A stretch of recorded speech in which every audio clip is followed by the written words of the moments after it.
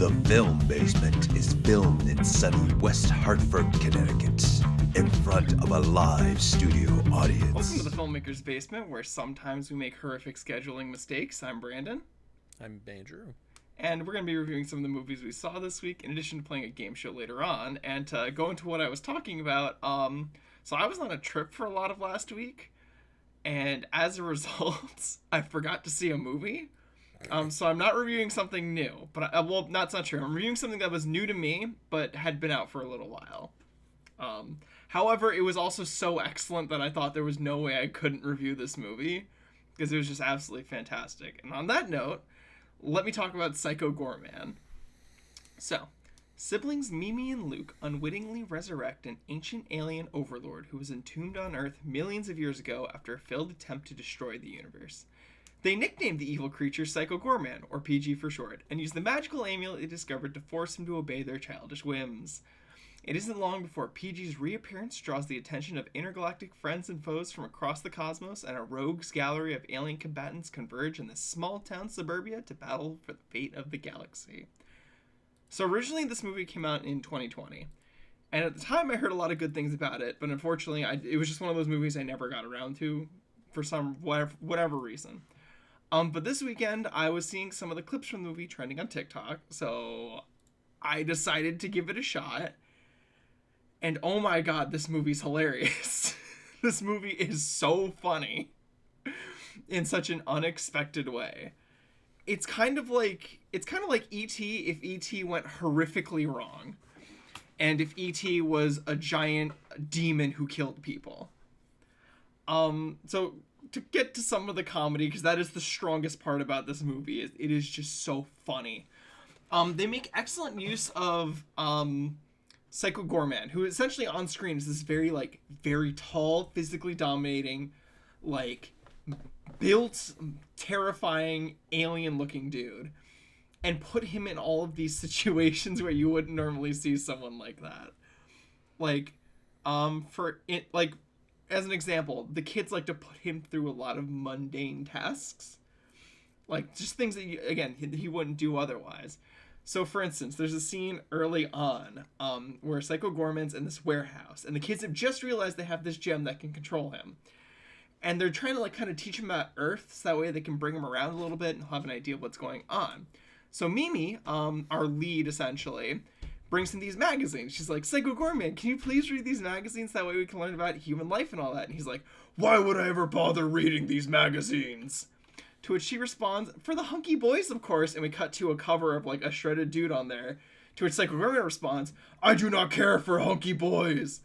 And then he looks down and we slowly zoom in on the cover of the magazine. And so we cut back to Psycho Goreman, to which he says, maybe I do care about hunky boys. Just scenes like that where they're just okay. Another scene is early on. This is right as the kids discover Psycho Goreman's on Earth. So they come into this warehouse. It's set up like a very stereotypical horror scene. Room's entirely dark, and these kids are coming from the one light source of the room. They're walking in, and they're like, "What's happening? What's going on in here?" And then out of nowhere, Psycho Goreman, terrifying 6-foot-tall demon, appears. He's like, I'm going to murder you kids and get you out of here. Blah, blah, blah, you're horrible. And then Mimi realizes she has this gem on her, and Psycho Goreman can't do anything to her. He can't kill her. He can't do anything like that. And so they're like, okay, so what are you? And he's like, I'm an intergalactic demon. I can do all these horrific things. Look at these guys. Look at these things I did earlier. And we cut to a bunch of people he's murdered and all sorts of things. And one dude who's kind of freaking out in a corner. And Psycho Goreman says, yes, I turned him into my slave. He will forever be reliving all this torture that he has suffered. Bow before me and how evil I am. And then one of the kids goes over, pushes the dude who's suffering over, and he falls onto the floor and his head explodes. And Psycho Goreman responds by saying, no, my masterpiece, what have you done? Just okay. And then another good example of this is, what they like to do a lot is have Psycho Goreman tell these really cool stories about his life and all these cool adventures he's been on, and then immediately interrupt it with some BS the kids are doing. So, for instance, they're at a diner in this one scene, and they're talking about what Psycho Goreman eats. And Psycho Goreman starts reminiscing. He's like, in my culture, eating is an honor. To be eaten is the greatest honor we can bestow upon the warrior. I remember this one time at the Battle of the Bridge of Souls, and we cut to like this scene where he's on a spaceship flying towards this gigantic monster. And then cut back to the kids where one of the kids is like, oh my god, we should pick a cake next. Let's go do that, Psycho Goreman. And there's just look on his face like, what have I gotten myself into? So a lot of really good stuff like that. It's, oh my god, so many fucking good scenes with him. So it had me laughing the entire time. I will also say it is a little more brutal than most comedies. Like, people's heads explode from time to time kind of thing.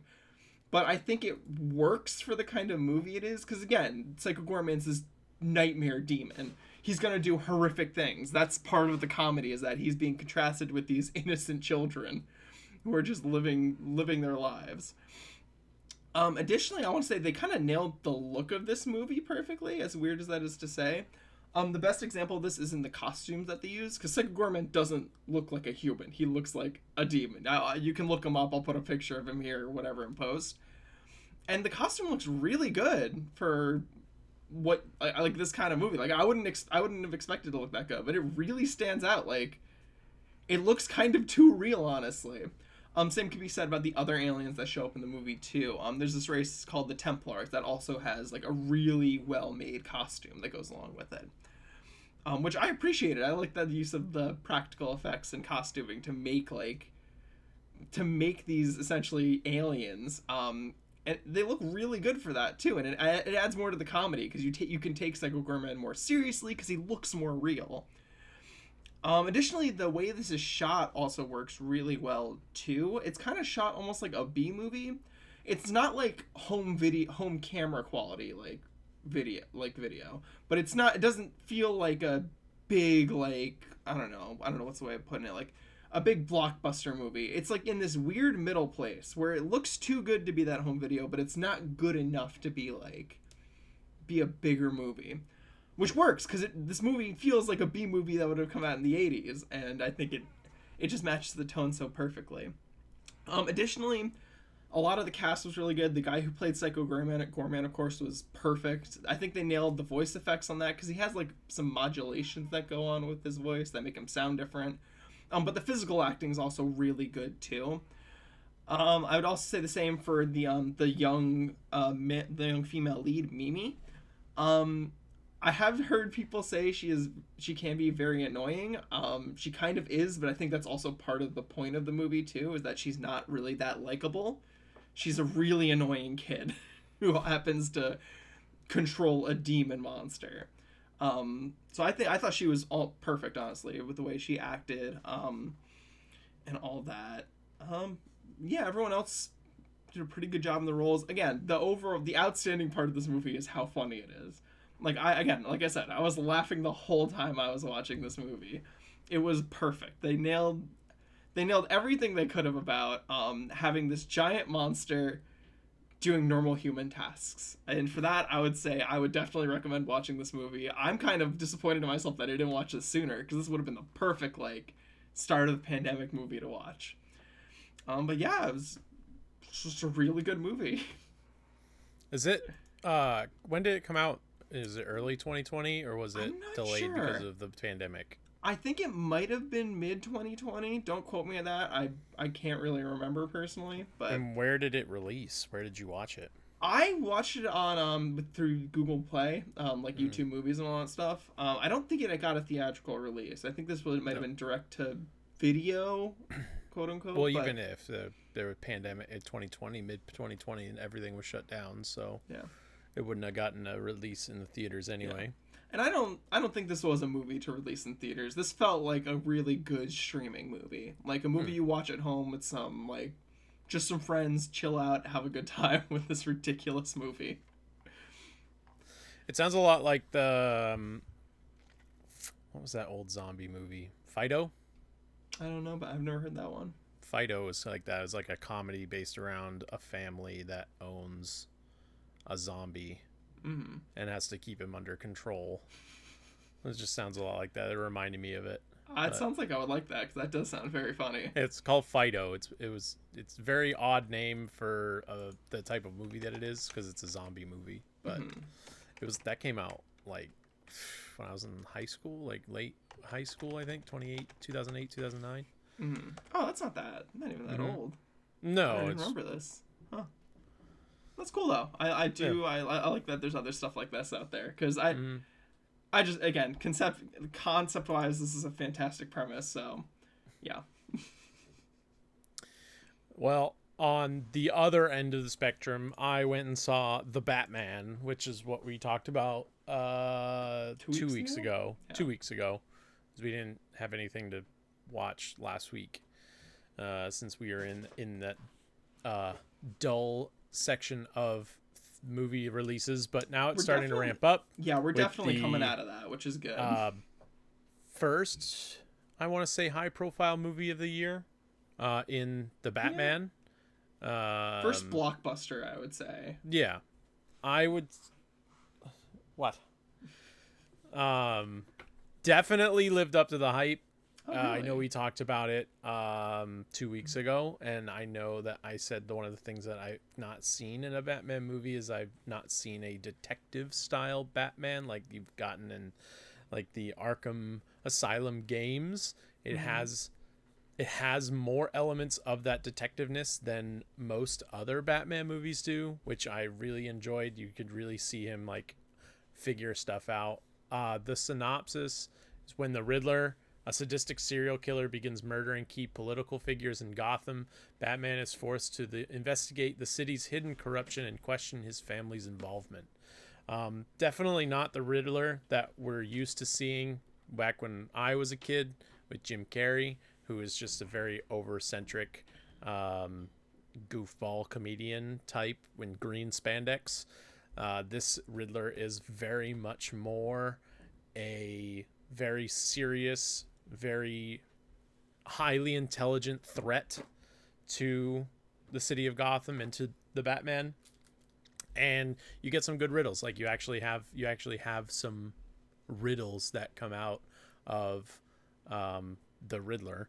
It's not just him just murdering people. No, it's him actually doing cool stuff. Or no, I don't want to say cool stuff, but it's cool stuff for the Riddler, like that you've never seen before, like puzzles and different riddles that Batman has to solve and figure out what's going on in Gotham's underbelly.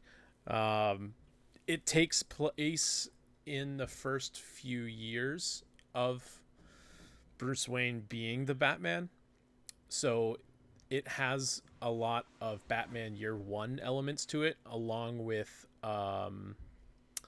the Halloween comic that was very popular. It was I can't remember what it is, but and it sets up, I think they're setting up a trilogy.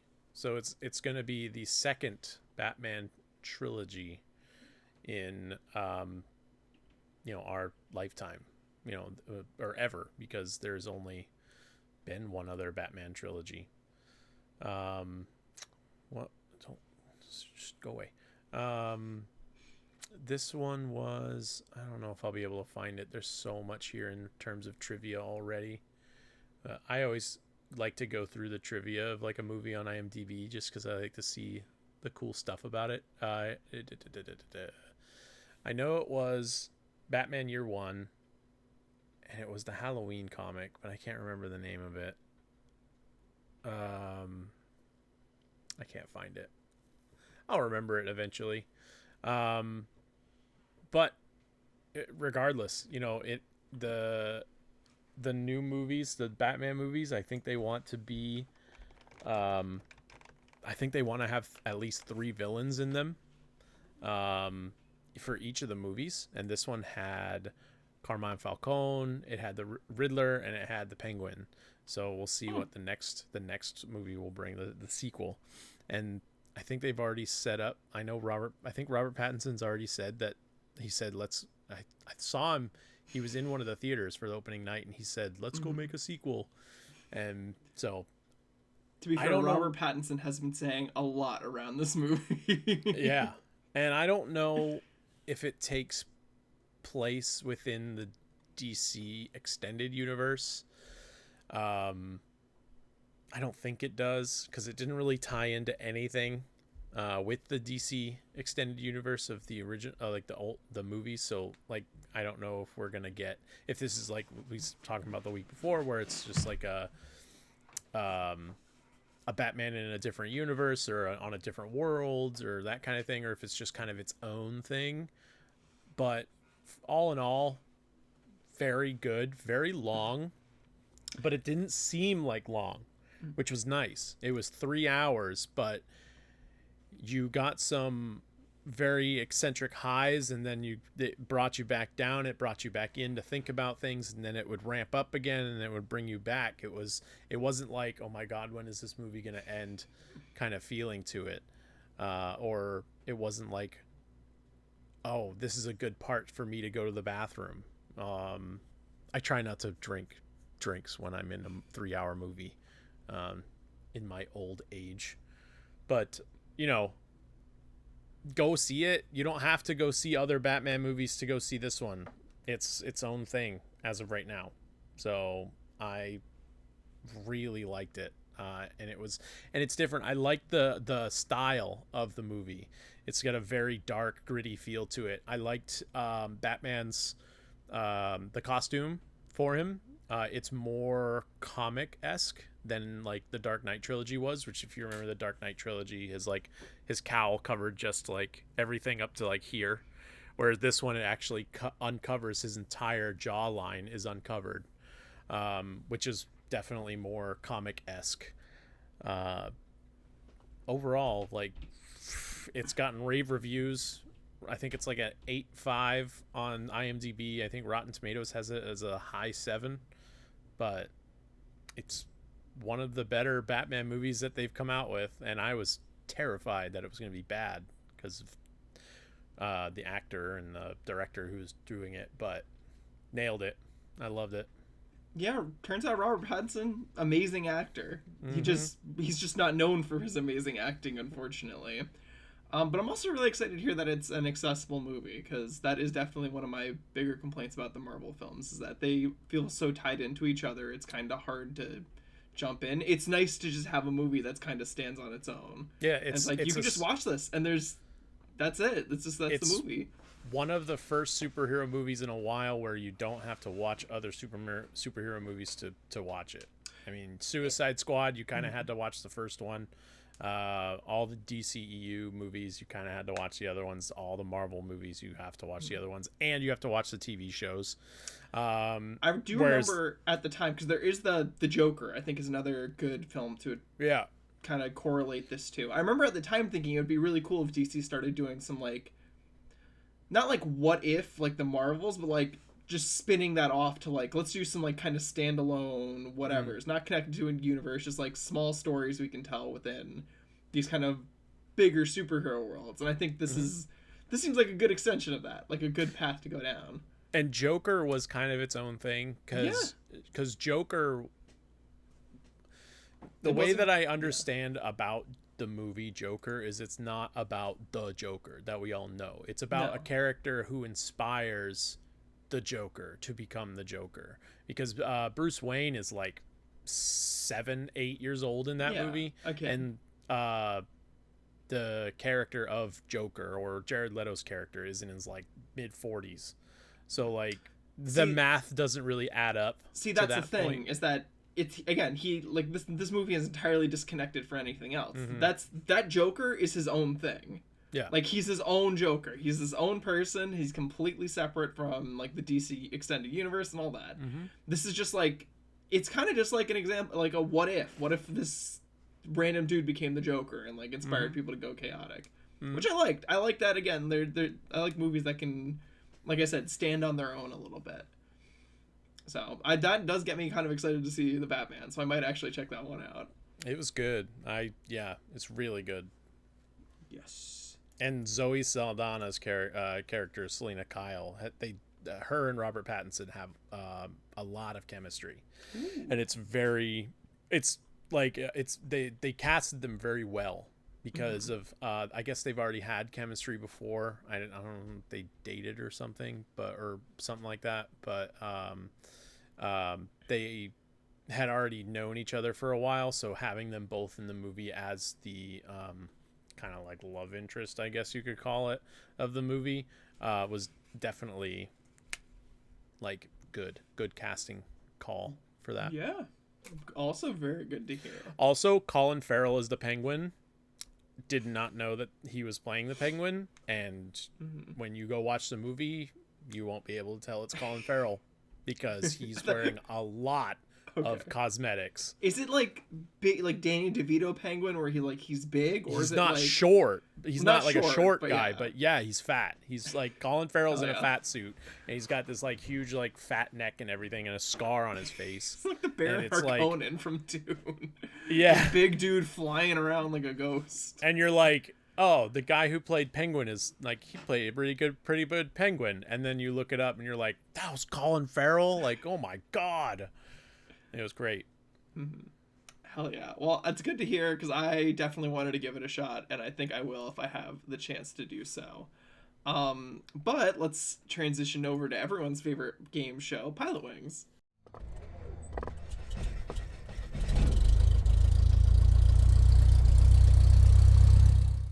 Okay, so Andrew's played this game a billion times at this point, but for those who don't know, Pilot Wings is the game show where I pitch Andrew 3 show log lines. 2 of them are real log lines that got pitched and were presented towards whatever television show's pilot season. And one of them is something that I made up, and it's up to Andrew to guess which is the fake one based off those answers. And on that note, number 1. A popular gym teacher in North Carolina comes out of the closet to her close-knit group of family and friends. What she doesn't realize is that she will also have to deal with her bickering and happily divorced parents also coming out that they are sleeping with each other again. 2. Centers on a rising attorney on the brink of success could lose his perfectly crafted life when his long-lost childhood friends threaten to expose a dark secret from their violent past. Based on the Turkish format Saskunlar. 3. After uncovering a series of disappearances within his small town, it's up to Detective Watts to dig deep and uncover the truth, even if that truth leads him home. So, Andrew, out of these 3, which one do you think is the big one? So, first I have to ask, do we have like a bit for this at the beginning? Yeah, I have a poorly made introduction, if that's what you mean. Yeah. It's really bad. I don't rewatch podcast episodes I'm in. I just don't. But like, I just didn't know because you pause every time you say Pilot Wings, and I was just like, I wonder if he made a bit yet. It is enough time. It is there. It's really bad, and at some point in the future, I have to make a new one. But yes. So, the second one where it's based off the Turkish format Saskunlar, I do not think you'd make something like that up. It's possible. You would make something up that is based off something else, but putting that in there, it's like, based on this. Like every time you've done that, it's been real. The first one, I'm gonna say it like I always say it. Sounds like a Lifetime show, like or like some AMC Family or ABC Family or whatever, Freeform, whatever the hell they call it now. Yeah. That third one though is way too vague. Series of disappearances in a small town. But now that I reread it, it sounds like it's something I've seen before. But Detective Watts does not sound familiar. But I'm still going to go with my gut and say the third one is wrong, which now I'm looking at, they're labeled A, C, and D. So D is not correct. Dun dun. Yeah. Okay. Well, Andrew, you are correct. I was having some trouble making up this one. Sounds way too vague. I was crunching on this one, trying to figure out something. And I was like, well, fuck it. I'm just gonna go vague. I'm just gonna go vague and hope. It's way too vague. Yep. Yeah. So the second one is called Game of Silence, and shockingly, like most of our shows, it only got a single season. I don't know. Who knows how that happened? I don't even know what that is. I've again never heard of it even before this. And then the first one was called The Family Fortune, and it didn't even get made. That's not surprising. A lot of shows. Yeah, it does not sound. That sounds like a bizarre premise that would not be. There are 3 different Game of Silences on IMDb. Well, it is based off the Turkish format, so. Well, there's okay. So I mean, I guess that would mean that the later one is the one that you referred to. I think it's the 20s. Rising Attorney finds Probably perfectly 2016? crafted life. Is that it? I think that's the attorney. I think yeah. I think because this is the 2016 one. I think that's it. Huh. It's on Paramount. Oh no, that's Scream. I was like, it was on Paramount Plus. No way. Oh my god. No, it's You can not. watch it. This is probably amazing. I don't know what it Gem. was on. Game of Silence. Well, there are 3 by the looks of things, but one of them was made in 2012, and this is from the 2015 pilot season, so it definitely isn't that. And the other one's from like 1985, so it can't be that. This was on NBC Ooh. in 2016. Well, it sounds like NBC had enough. Let's see. It debuted on April 14th and was canceled on a month later. A month? Yeah. Oh, that's sorry. rough, buddy. It then debuted its regular. Oh wait, the series premiered on April 12th, and then it debuted its regular Thursday at 10 time slot on April 14th. So you had 2 episodes in a week, and it aired until June 5th, and then on May 13th it was canceled. Oof. That's You hate to crazy. see it. You hate to see it. All right, well, that's been Pilot Wings this week. Hopefully next week I'll have more energy to write a better not vague pitch. But let's talk about some of the movies that are going to be coming out. And there's not a ton of stuff, I will admit, but there is one movie I am kind of interested in because I'm a little bit curious about this. Also, it's really short, so I do like that.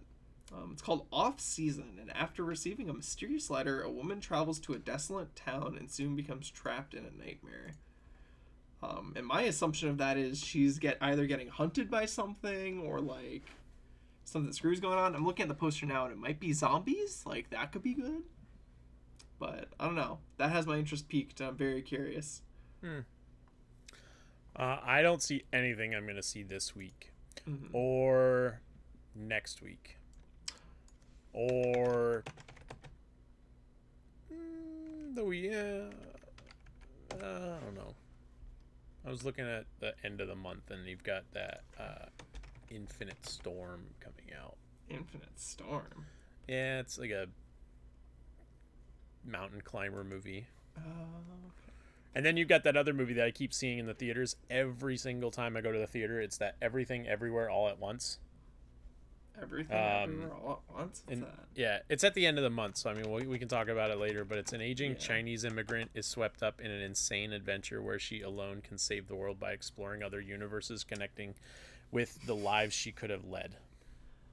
So it's kind of like a multiverse movie. I don't know if you've ever seen this. It's a book called The Midnight Library. Essentially, someone who's about to die gets the chance to relive different versions of her life based off of past life, basically like branching off points in her life. So like things where she could have done things differently, and she gets the opportunity to relive that. And it kind of sounds like that, which could be very neat. I do like that. There was also something that was supposed to be out last week that I cannot. Oh, Cyrano is out now, and I definitely want to see that. Yeah. That's the what's his name? Peter Dinklage musical, which looks really good. Also, this is the one I was thinking of, Studio 66. Studio 666? Yeah, 666. Yeah, moving into the a historical Foo Fighters mansion. movie? Yes, moving into a historical mansion to record their next album, the legendary Foo Fighters find themselves grappling with supernatural forces that threaten their lives. That piqued my interest too. I don't know if it's gonna be any good, but it piqued my interest. It's a horror comedy. I saw a trailer for it when I went and saw Blacklight, the Liam Neeson movie. And I was like, oh, the Foo Fighters made a movie? Yeah, like okay.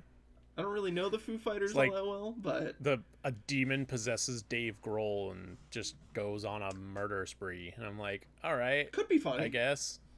It's got a comedy feel to it, or a horror comedy feel, like That's the vibe I got from the trailer. like a more comedic Evil Dead kind of thing. Yeah. So that also piqued my interest, so I might be seeing that, but we will have to see what's actually out. Right. Because AMC has that wonderful thing where it's like, look at all these movies that are out, and then none of them are in theaters near you. Yeah, I can't. Why? Mm-hmm. I was about to say I can't wait for April, because April has like 7 movies that I want to go see. Hey, there we go. And then I saw a movie called Cow. What is that about? It's a documentary, a close-up portrait of daily lives of 2 cows. I love that. I want to see that. It's an hour and a half of 2 cows. That sounds fantastic. It comes out the same week as Sonic the Hedgehog 2, so you have a choice to make. Well, I gotta watch Sonic. I can't. This is so unfair. Yep. Oh, but, man. Well, there's a movie every week that I'm gonna want to see in April, so I'm excited for April. Something to look forward to. And on that note, let's close out this week. Andrew, do you have anything you want to plug? Nope. I would still say I'll still plug Jimmy's Kickstarter, or not Kickstarter, Indiegogo.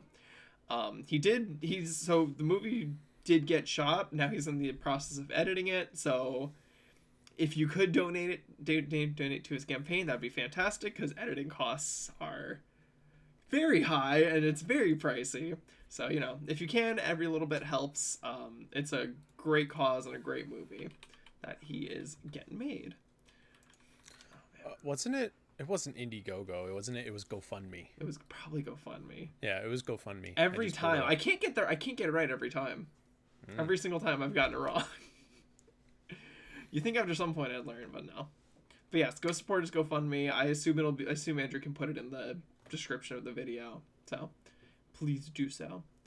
And on that note, thank you all for listening to the Filmmaker's Basement. I'm Brandon. I'm Andrew. And it's been a pleasure having you all here. We will see you all next week.